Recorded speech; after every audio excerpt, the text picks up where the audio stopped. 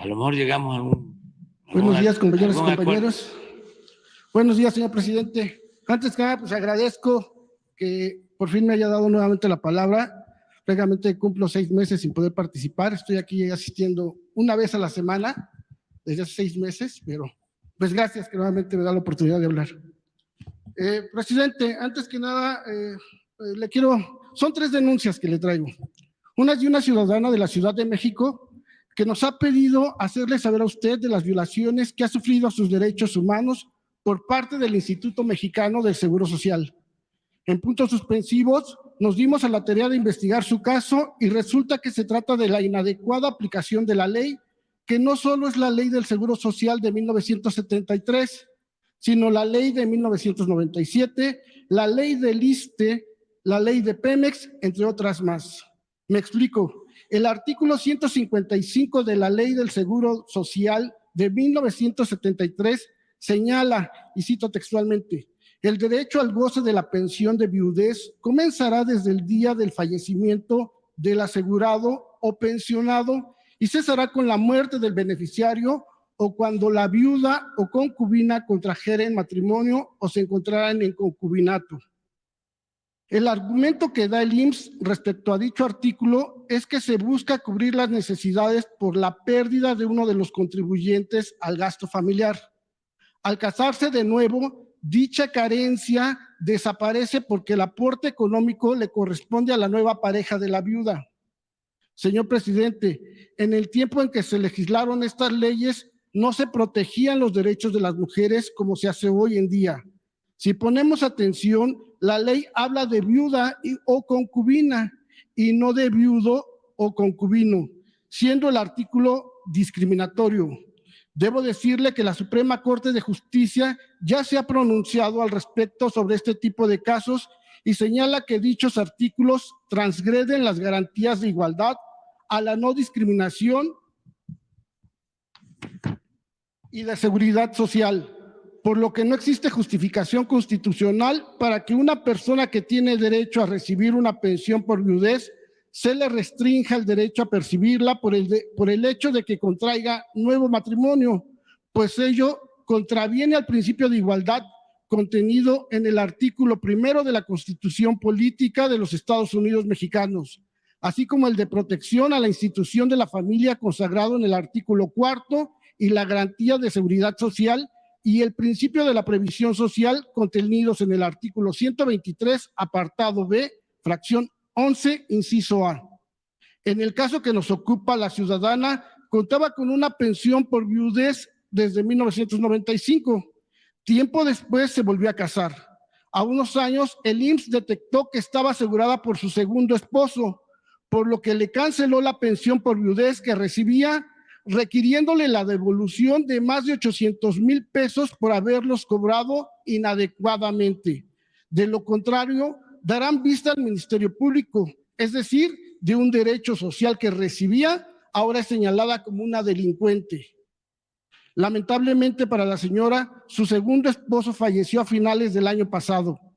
Al tratar de tramitar su segunda pensión, no solo se la negaron, sino que el funcionario que la atendió de la subdelegación 10 Churubusco le preguntó si estaba coleccionando pensiones.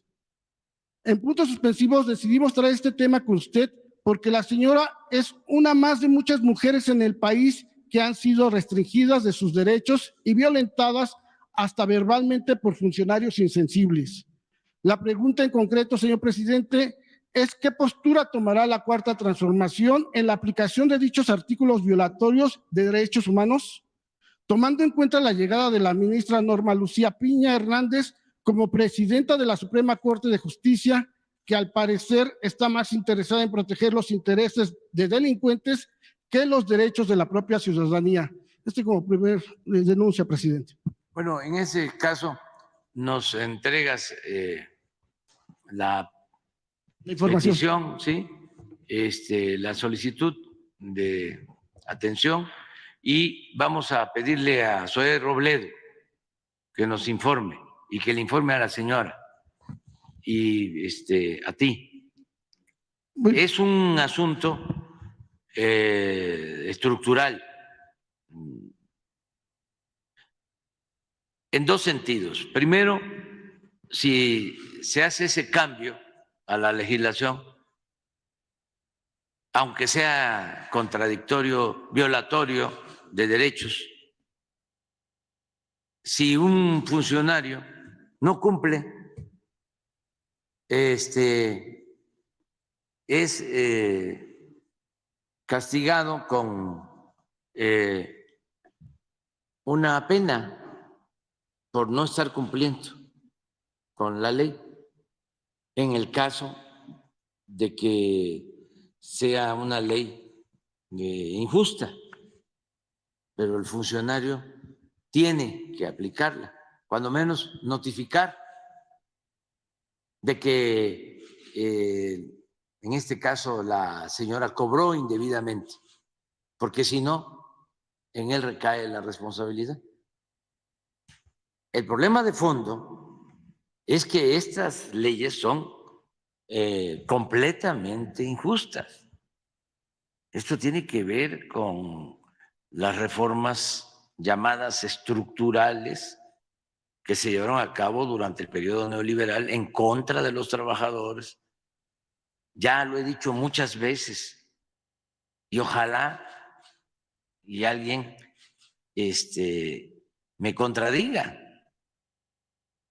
porque hasta ahora nuestros opositores no replican todas las reformas a la Constitución que se hicieron, lo vuelvo a decir, en el periodo neoliberal, fueron para perjudicar al pueblo de México y para beneficiar a una minoría rapaz.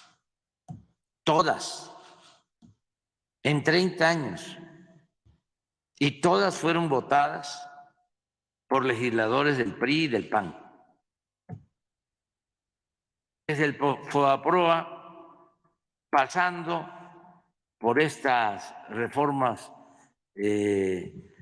a el derecho de pensiones, esto que hizo Zedillo,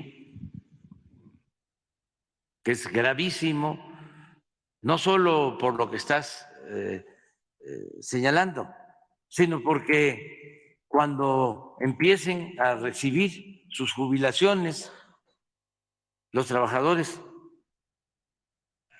a partir de esa reforma de 1997, van a obtener el 40, cuando mucho 50% de su sueldo. Un daño tremendo. Entonces, sí tenemos que hacer algo. Todas las reformas.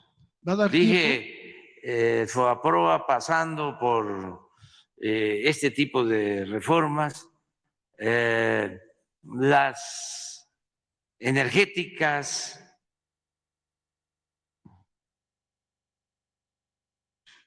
todas. Por eso llama la atención que quieran regresar a seguir haciendo reformas en contra del pueblo y en beneficio de una minoría.